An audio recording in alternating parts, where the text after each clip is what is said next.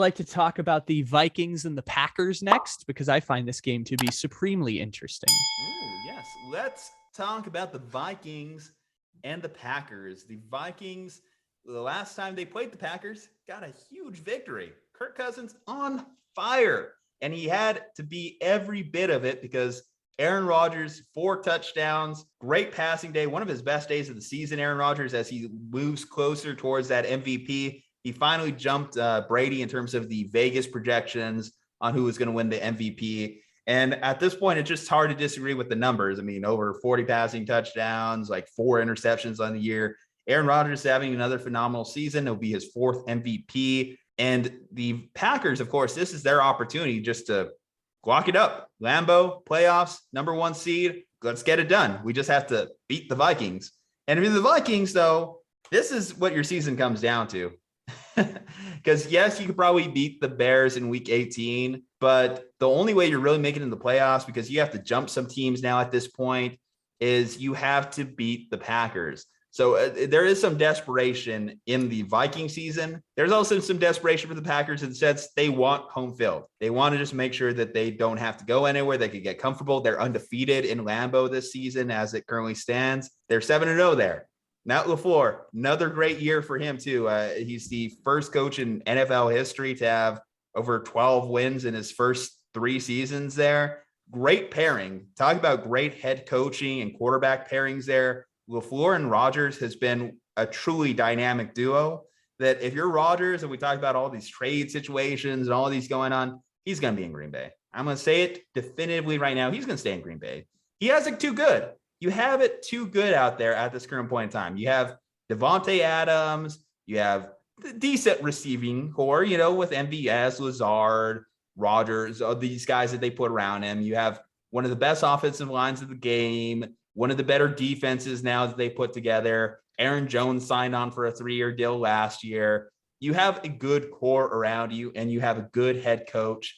The Green Bay Packers entered this game as 6.5-point favorites at home. Like I mentioned, they're undefeated there.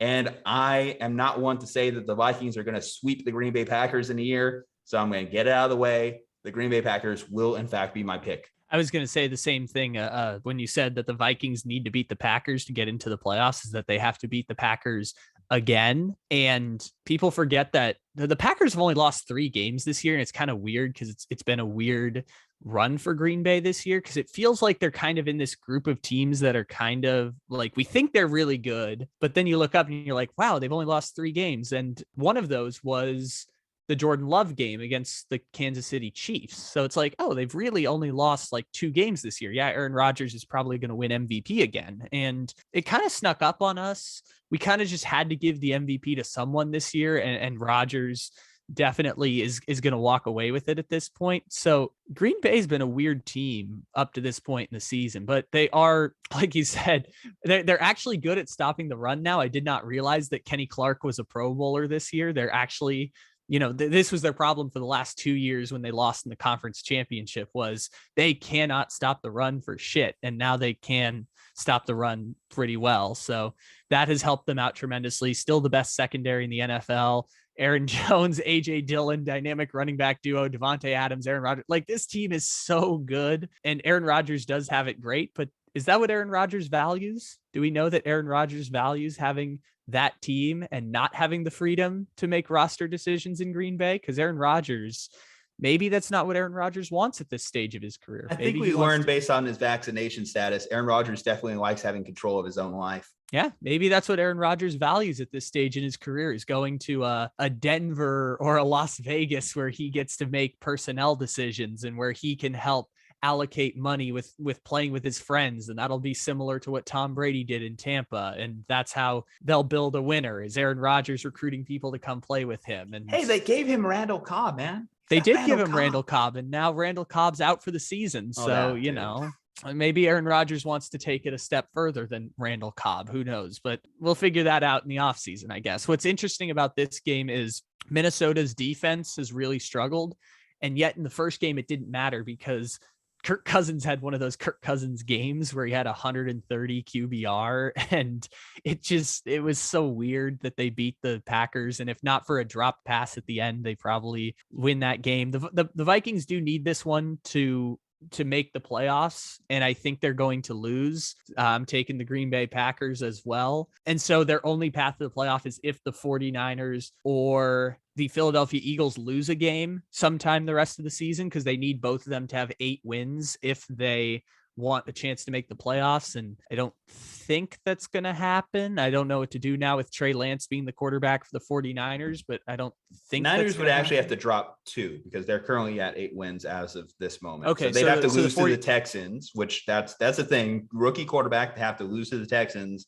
And then they'd have to lose to the Rams, who knows how much the Rams value that Week 18 game. Obviously, we've seen Sean McVay's willing to rest players in Week 18. If they have the division locked up, they probably will rest. Let's say this is a de facto must-win game for the Vikings. And with about 75 to 80% certainty, this is a must-win game for the Green Bay Packers, or for the Minnesota Vikings, not the Green Bay Packers. The Packers, you could call it, because they get to lock up the number 1 seed, but they'd rather do it now than have to wait a week to do it. Yeah, even though they play, I think, the Lions the last week of the season, which hey, do you want to fight those Dan Campbell's man Campbell out there in Detroit? I mean, there's only so much it can do for you. I don't get me wrong. I picked the Lions against the Atlanta Falcons, and I still covered the spread, so that's okay. Fun fact: if you're not listening to our fantasy football podcast, I'm on Ross St. Brown, 4 straight games with 10+ targets.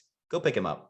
Go win a championship. Pick him up for your championship. I'm on Ross St. Brown. Go grab him up for the championship game with Tim Boyle. Anyways, Packers. Yes. While we keep shamelessly plugging stuff, I'll take the Green Bay Packers to beat the Minnesota Vikings, effectively eliminating the Vikings. And for, I think, like the 3rd or 4th straight year, finishing between 7 and 9 wins for the Minnesota Vikings. Like, hey, I think I nailed that one. I think I nailed that record prediction. Way to go, preseason me. Way to go, Juju. You picked the easiest team ever, because the Vikings have just decided we're fine being 7 and 9. We're not going to tank. We're not going to rebuild. We're just going to hope we draft a generational talent in the 2nd round of the draft. And that's how we're going to get to 10 wins instead of 7. I don't know if the easiest team. I mean, the Lions were pretty easy too, but I think the tie really throws off my prediction. So damn it, football. Why do we have ties? Why are we still doing that? Come on. Because we don't want the college football model where you just do 2-point conversions over and over again. I wouldn't mind the old college football model. I kind of like the old college football, but then again, I also love that crazy 70+ scoring effort between A&M and LSU not too long ago. But then they had to change the rules because they literally played like 220 snaps, and the human body is not supposed to play that much football back to back. Hey, there used to be pitchers back in the day that used to have like 300 pitches on their arm in a game. I'm just saying, but just they the also pussification like of our generation, man. The pussification. Come on. They threw like 70 miles an hour and were chain smoking in the dugout. Different breed, man. Different breed back then. When you have to go to World War II at 4 and have a day job at 6. This is how we're going to solve the NFL's overtime rules, is that if after overtime it's still in a tie, we just have a home run derby. Anyway, we're both on the Packers. That's the end of that game analysis.